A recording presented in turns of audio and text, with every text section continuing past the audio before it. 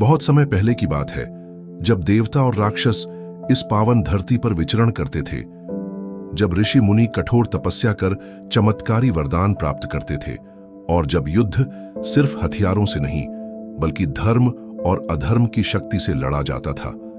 उसी काल में था एक महान क्षेत्र, कुरुक्षेत्र। कुरुक्षेत्र का नाम सुनते ही सबसे पहले आपके दिमाग में क्या आता है?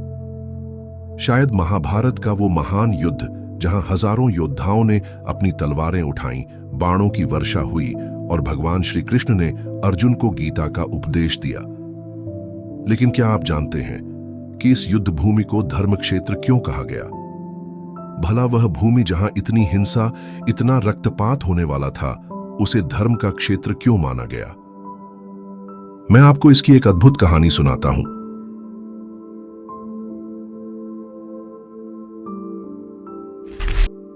बहुत समय पहले हस्तिनापुर में एक राजा हुआ करते थे, राजा कुरु। वे सिर्फ एक महान योद्धा ही नहीं बल्कि भगवान के अनन्य भक्त भी थे। अपने जीवन के अंतिम वर्षों में उन्होंने अपना राज्य छोड़कर एक विशेष भूमि पर कठोर तपस्या शुरू कर दी। वे इस भूमि को पवित्र बनाना चाहते थे ताकि यहां रहने वाला हर व्यक्ति पुण्य अर्जित कर सके। राजा कुरु की तपस्या से प्रसन्न होकर देवराज इंद्र स्वयं प्रकट हुए और बोले, राजन, आपने इस भूमि को पवित्र करने के लिए कठिन तप किया है। मैं आपको वरदान देता हूं कि यह भूमि अब साधारण भूमि नहीं रहेगी। यहां जो भी सत्य के लिए युद्ध करेगा वह सीधे स्वर्ग को प्राप्त करेगा।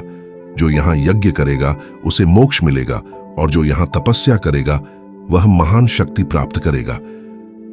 अब क्योंकि इसे राजा कुरु ने अपने तप से पवित्र बनाया था, यही कारण था कि इसे कुरुक्षेत्र कहा गया।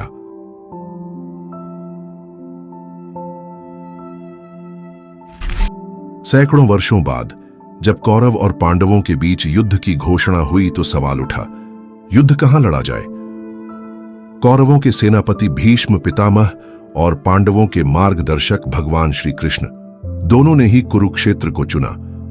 अर्जुन ने आश्चर्य से पूछा, मधुसूदन, यही भूमि क्यों? श्री कृष्ण मुस्कुराए और बोले, यह कोई साधारण युद्ध नहीं है पार्थ। यह धर्म और अधर्म के बीच का संग्राम है। इस भूमि पर लड़ने वाला हर योद्धा, चाहे वह किसी भी पक्ष में हो, युद्ध के बाद परम धाम को प्राप्त करेगा। और इसी कारण इस भूमि को धर्म क्षेत्र कहा गया।